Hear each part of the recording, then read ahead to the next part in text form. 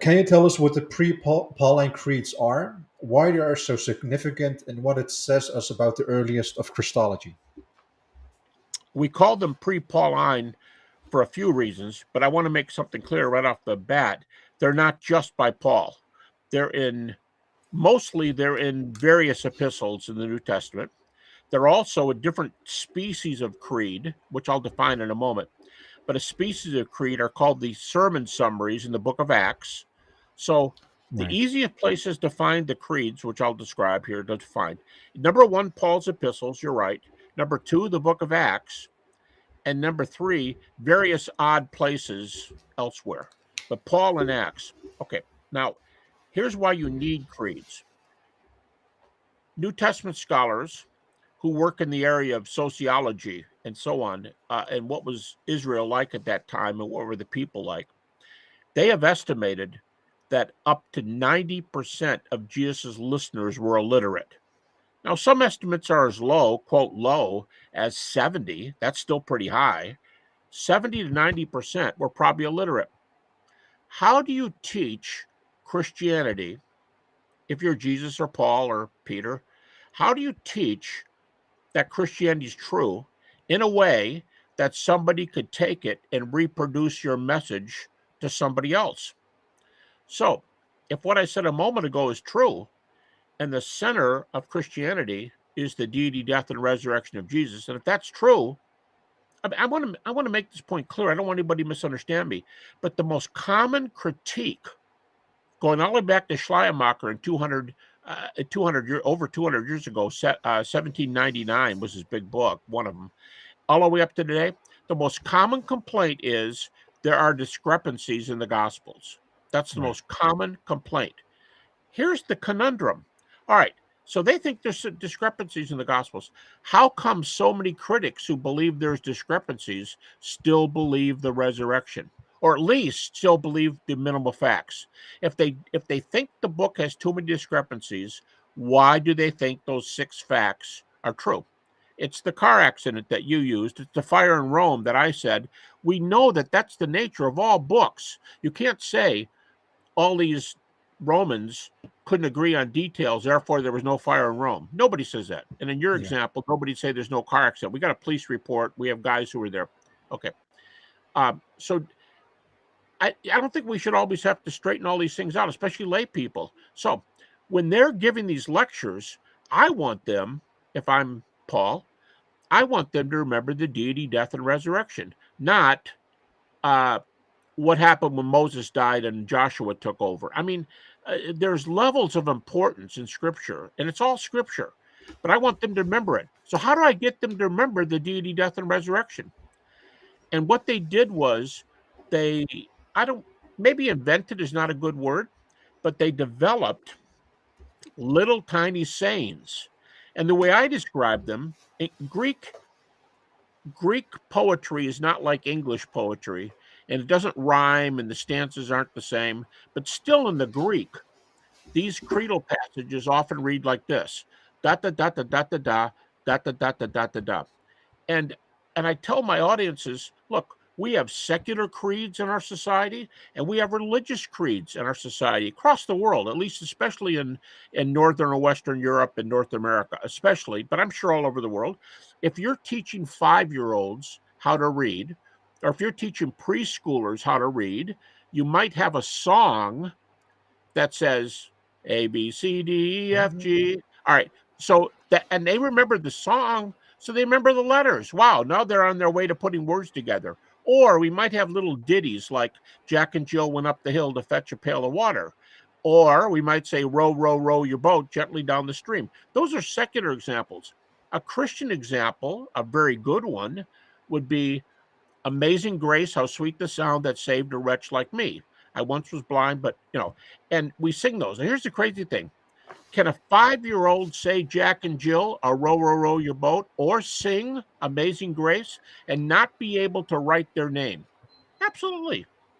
Absolutely. They learn how to do this and they're learning in school. So that's what they did. In the early church, they had these little ditties that would help them remember the important points. And guess what? Of all these creedal passages in the New Testament, about 80% of they're all on Christology. They all touch on Jesus, but about 80% of them are on the deity, death, and resurrection of Jesus. Now, if I were to say to you, uh, you know, here's dozens of these, and the number one topic is the deity, death, and resurrection of Jesus, I would say, how important do you think that topic was in the early church? It was central. So I want that in my books. So what I do is I repeat these creeds. Now, here's the important thing. Critics, atheist New Testament scholars like Bart Ehrman, Gerd Ludemann, the German New Testament scholar who just died about a year ago. But Bart Ehrman, let me use Ludemann. Ludemann said that creed in 1 Corinthians 15, 3 to 5 at least, and probably 3 to 7, that early creed, Ludemann, atheist New Testament scholar, he says that creed goes back to 30 to 33 AD in the time prior to Paul's conversion. Now, I can't give all the reasons they know this, but the other category, the Acts sermon summaries, those are commonly in Acts. These are chapters now, not verses. They're most commonly in Acts 1 through 5, 10, and 13. There are these preaching points. And let me use Bart Ehrman for this one. Bart Ehrman says those Acts sermon summaries, many of them go back to the 30s AD. 30s. That means we have historical reports of what was preached in the earliest church. James D.G. Dunn, who unfortunately just passed away too, a preeminent British New Testament scholar, Jimmy Dunn says that creed in 1 Corinthians 15 was probably put together within months of the cross. Months. Larry Hurtado, an American New Testament scholar, says days. Okay, so when you look at other religions, You got yeah, yeah, Larry Hurtado's book, Honoring the Sun. Delightful yeah. book. Now, even though I believe he was American, he was the head of the religion department, University of Edinburgh in Scotland, for years. Uh, Good guys. Now, Hurtado was a believer, but Ludemann's not a Christian. Ehrman's not a Christian. I'm not being mean. They'll say that. They'll tell you they're not Christians. Why do they date these creeds, the Acts sermon summaries and the Pauline creeds? Why do they date them in the 30s? And why does Ludemann say within the first 3 years? And why does Hurtado say days later? This is the point. Creeds give us a window on what the earliest, most authoritative preaching was. So here's my argument. What's the center of Christianity? Deity, death, resurrection. What did they do? They preached it. How did they keep it in circulation? By developing creeds. How early these creeds? Go back to the 30s and some to 30 to 33. We call that's pre-Pauline. Now there's different kinds of pre-Pauline. It could mean before Paul wrote 1 Corinthians. But the other meaning for first pre-Pauline is before he was even converted, he knew these creeds, or he'd heard of them, or at least the data on which the creeds are based. If they go back to the beginning, guess what? We are hearing the words of the original apostolic witnesses. And C.H. Dodd, the Cambridge historian, Cambridge New Testament scholar of the last generation, Dodd said, I'm not saying these were the exact words the apostles preached, but they were popularized at the same time, and the apostles were the ones that were doing the preaching. So it must reflect the content of their message. That's a beautiful comment. I can't say Peter said this and Paul heard it when he was an unbeliever, but this thing is noise so many times, 80% of the creeds. It's noise so much. Somebody among the apostles were preaching it because in their epistles, they say, this is the gospel. So you put it all together, there's a really tight little argument here. And what it means is other religions, I'm not trying to put anybody down, but I've got a publication on other religions, and their religious sources, for the most part, come out hundreds and hundreds of years later. A Buddhist source on my shelf here, he starts his book like this. He's a Buddhist PhD, British professor, and he starts his book. My Christian readers will notice that we don't have the data you guys do. You guys have the words of your Lord. We don't. You have the words of those who heard your Lord. We don't. And you have the words of those who heard them. We don't have any of that. And then he says, most of the selections in Buddhism that I put in this book date from 600 to 800 years after the Buddha died. So I'm not putting them down. Actually, 600, 800, that's a pretty good gap. There's over 4,000 years between when Krishna was supposed to live, if he did. A lot of Hindu scholars say he didn't live. I mean, actually, Hindu scholars, not like the guys who say Jesus didn't live, but most of them aren't profs. But the earliest text we have is over 4,000 years after Krishna was supposed to live. Well, what happened to that text in 4,000 years? And people don't like us talking like this because it's some prejudiced and it's not diverse. And well, it's diverse because this message went around the world with a lot of different people. You and I sitting right here, we talked before the program.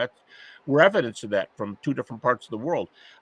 It's diverse, but the early creeds, uh, they were there at the beginning and they were preached the same message the apostles preached. How do we know? All you got to do is read Paul's books, and the same messages are there. So that agrees with the early message. And now you say, well, wow, we have creeds going back to the 30s. Whoa.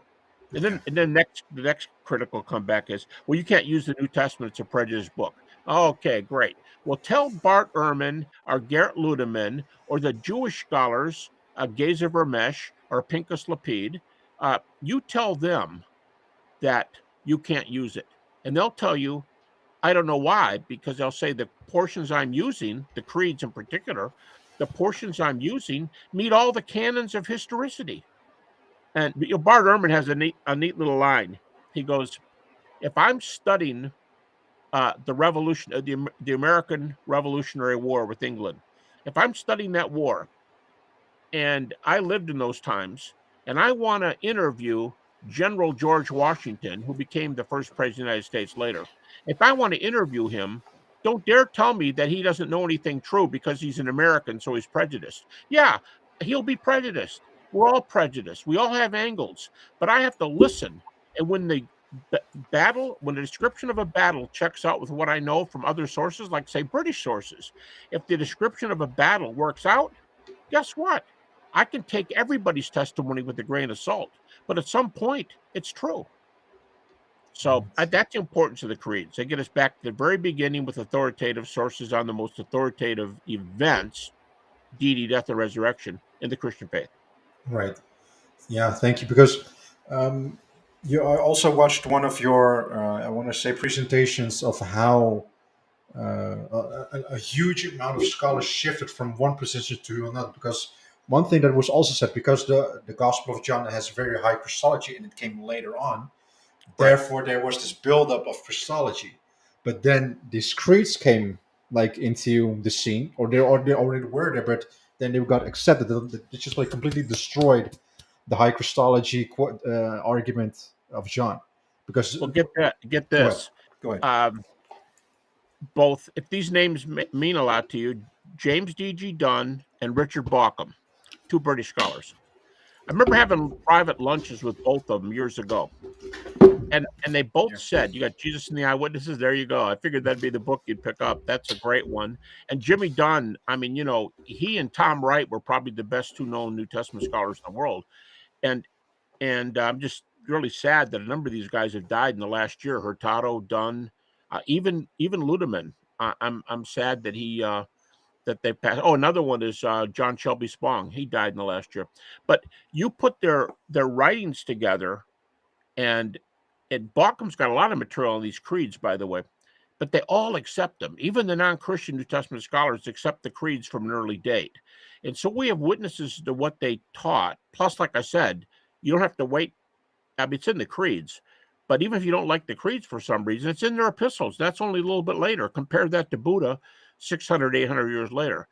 And so I had lunch with these two guys separately, and they both said, I used to accept the theory that it took 60 years for the church to unpack Christology in the words of Jesus. And so you get a little bit in John, you get more in Matthew, more in Luke. John, people might say, yeah, he theologizes more than the other ones, but we get the highest Christology because Jesus was so deep and it took a while to unpack this. They said we both took that view. And I said, what view do you take now? And both Jimmy Dunn and Bauckham said, we say that Christology was present in the early 30s AD. And there's a sentence that is being passed around now. Bauckham repeats it, but it's not his.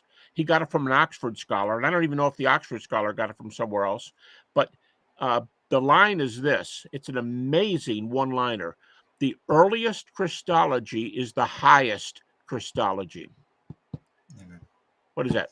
7 words? But the earliest Christology is the highest Christology. 7 words say, I'll take the Christologies from the 30s. Now, if you want to unpack that for just a second, what are some of these creeds? Well, one of them is Philippians 2, 6 to 11, where every knee will bow, every tongue will confess, and he's sharing the time on the throne with God the Father. Wow, you mean that came out really, really early? Yeah. Well, that sounds like John or the book of Colossians. Well, we didn't need to wait till Colossians or John. It's right there in that creed. Here's another one. This might be my favorite. Romans 10:9. If we confess with our mouth that Jesus is Lord and believe in our heart that God's raised him from the dead, we'll be saved. Now notice, very clearly, deity, death, resurrection. If you confess that, in other words, if you say, that's me, I believe that, I'm all about this. If you confess with your mouth that Jesus is Lord, believe in your heart that God's raised him from the dead, you'll be saved. 3 verses later, Paul quotes the Old Testament, and the Old Testament verse is, whoever calls upon the name of the Lord will be saved. Now, here's the key. In the Old Testament verse, Lord there is Jehovah. In the Hebrew, it's Jehovah.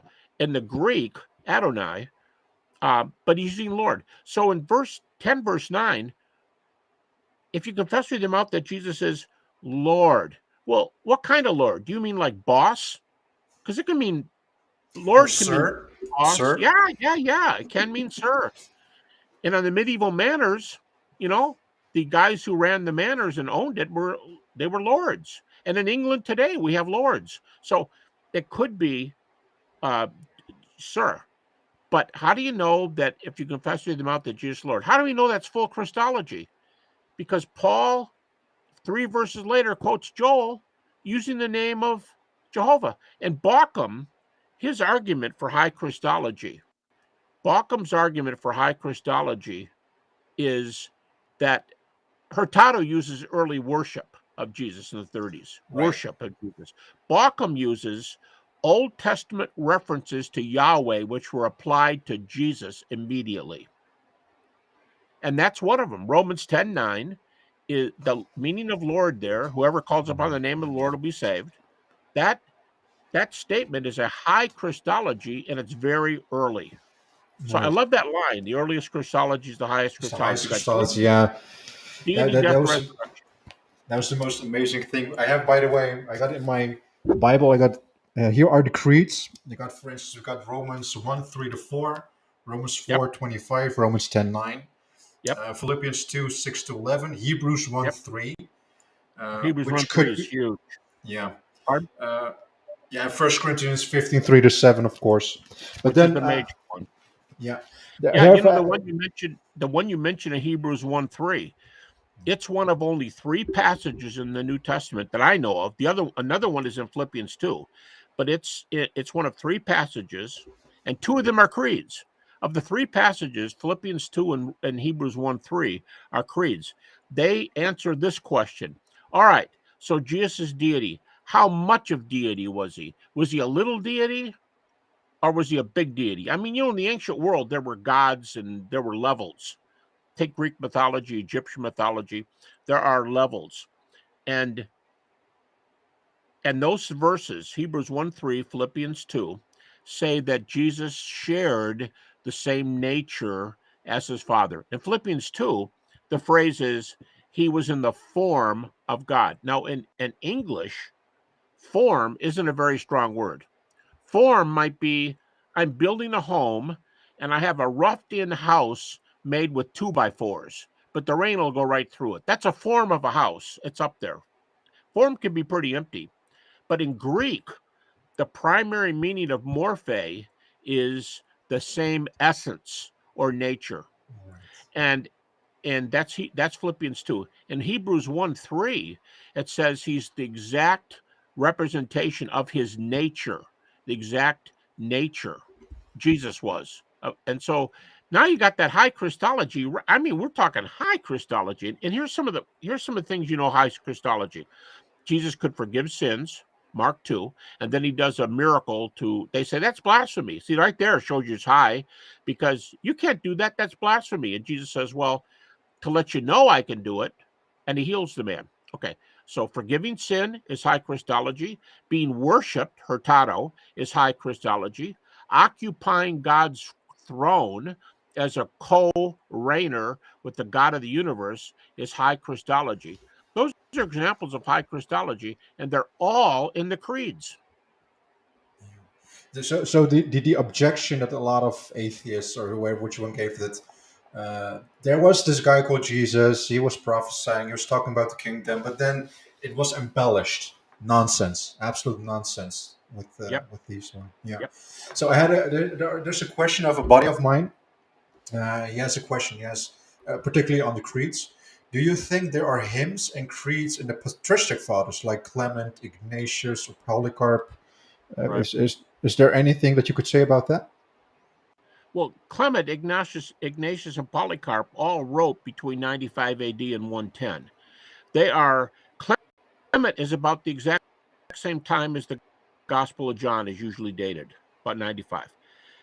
Polycarp are about 10 years on, 10 to 50 years. So they're all early by that date.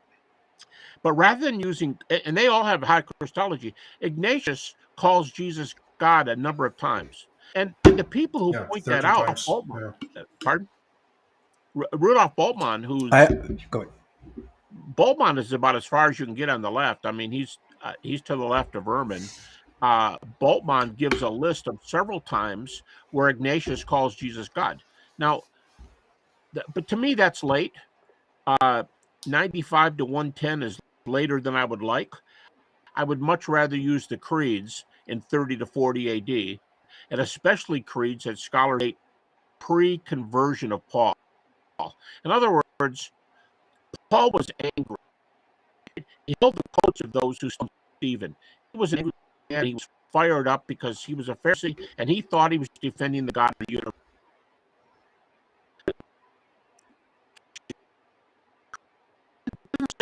Killed them, but he said, "When I vote against to their death," so he helped in that. Okay, Right. I'm thinking one of the things that probably made Paul very angry. He knew these creeds. He knew some of the ones that were out there. And if people say, "Here's a critical comeback," well, you can't know those creeds were before his conversion. Comeback. Okay, fine.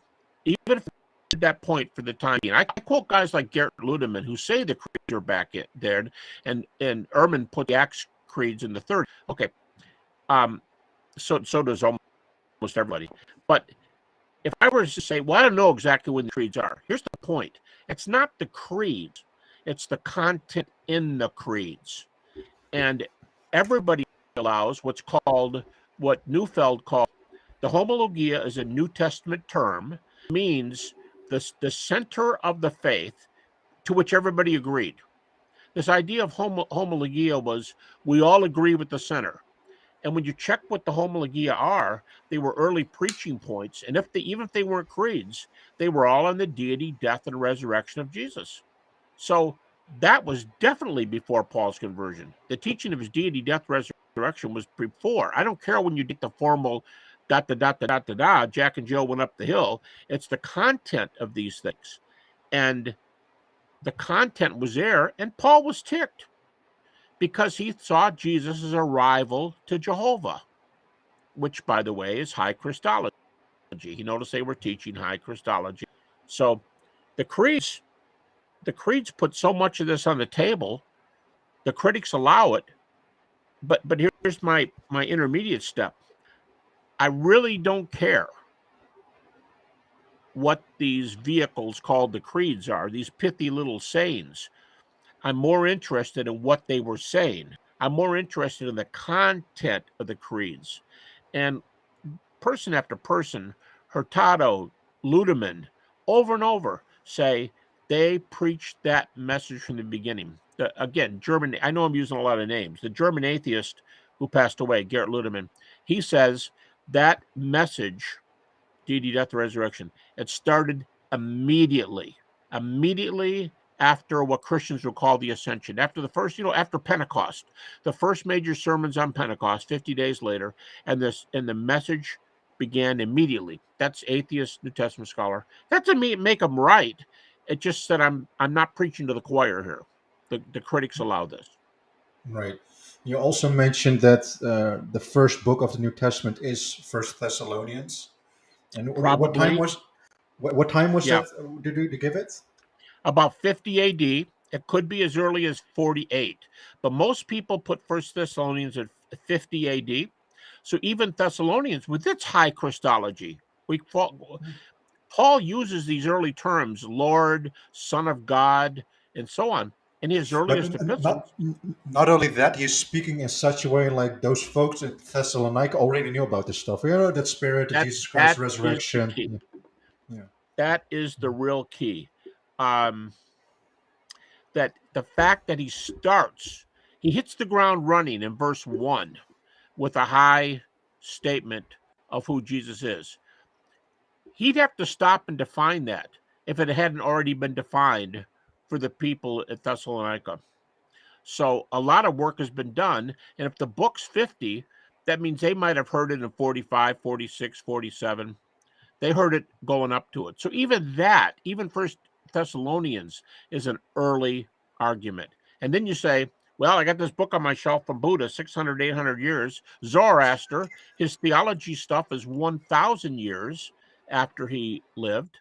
Um, when the scholars themselves are saying that, And then folks are complaining about the 60 years of the New Testament. Like it just yeah, and they'll say they're prejudiced sources. No, wait a minute. And I love Bart Ehrman's example. If George Washington told you he won this battle against the British, he either did or he didn't. And if the British um, concede defeat shortly afterwards, guess what? The British agree with what Washington said. So big picture. I may not know who was killed in the battle, but I know what happened in the battle. I know the general move of the battle, and we can do that. There is an historian named Delbruck, and I was amazed in my doctoral studies when I just first learned about this guy. This guy Delbruck, he puts together ancient Greek and Roman wars, battles, and from the pieces of data we have, he reconstructs what happens when the Greeks and the Persians fought. And then Alexander comes. By the way, this is not a bad example. It's a good example, a secular example. Our earliest biography for Alexander. Now, there were earlier ones, but we don't have them. They may show up in a monastery, but we don't have them right now. The earliest biography of Alexander was published just about exactly 300 years after he died. So I realize we don't have faith in Alexander for eternal life. I know that. But if you're an ancient scholar and you rely on what these guys say at 300, and by the way, the best two historians on Alexander, Arian and Plutarch, these two guys write 4.25 to 450. They are almost a half a millennium after Alexander died. And we quote them like they're gospel truth. Now, we realize that Arian and Plutarch could be wrong. We realize that. But we build a life of Alexander from these sources at almost a half a millennium. And you're going to complain about the creeds at 1 year, 1 week to 3 weeks to, well, like I said, Hurtado and Dunn said immediately, and so does Ludemann. So we're going to complain about that. Christians have a wealth of data. How about this statement? We have more data than we need. We have way more data than we need to do this job. And so when people say, Christian sources, I take it with a grain of salt. No, the reason you say, first of all, scholars don't say that. But the guys that just go off and think Jesus never lived, that Bart Ehrman criticizes for 20 pages. He makes fun of them. He says, what he says to some of them at one point in his book, Did Jesus Exist? He says, you guys are bothered that scholars don't read you and take your arguments. He said, your arguments are sick. He said, it's not just that you aren't read by scholars. He says, you don't rate a single comment with these guys. I mean, that's pretty strong language. And they're going, well, it's prejudiced language. And Ehrman goes, a lot of our sources are prejudiced, but historians are used to getting in there and trying to find out what happened. And we can do that. I mean, the disciples were preaching something, and some of them died for something. Some of them. I mean, we can't do most of their martyrdoms, but the ones we can are Peter, James, and Paul, the big three. We know of their martyrdoms. Now, if I can't put the message together, I have to find out the message because they loved it and preached it enough that they died for it. And of course, with Paul, you can find it right in his epistles. It's very clearly there. So, I mean, I know I'm going. Amazing. I'm going. Yeah. I mean, you can't make this stuff up. The data are just too good. And then I'm gonna tell you a little trick. When you read skeptics, they do this all the time. I document the cases in one of my books. They'll say, well, yeah, but you guys talk about Jesus' miracles. Buddha did miracles. Okay, let's think about that. Or they'll say, blah, blah, blah, blah, blah, but somebody thought somebody was healed by Apollonius of Tyana. They said he healed people. I'm going, do you ever stop to think that our sources come from immediately afterwards? But the sources you just used, you cited Buddha to me as if it was on a par with the New Testament. Right. But here's the Buddhist on my shelf saying my sources are 600, 800 years later. He's a PhD Buddhist. He said, I know we can't keep up with you on sources, but they're going, well, if you admit Jesus, one skeptic actually said this in print. If you admit Jesus' miracles, you got to admit Buddha's miracles. Look, first of all, it wouldn't bother me if Buddha did miracles, but here's my point. You got sources and you got sources. If Jesus are repeated early and Buddhas are repeated to be kind 500 years later, why doesn't the one source cancel the other source? Don't put them side, but they don't do that. They don't do research. In fact, you've been showing books. I've got a book here on my shelf called Buddha, Jesus, and Muhammad. Right. This is a secular book with Wiley Blackwell out of Oxford, England. The author compares the sources for Buddha, Jesus, and Muhammad. How good are the sources? An historian.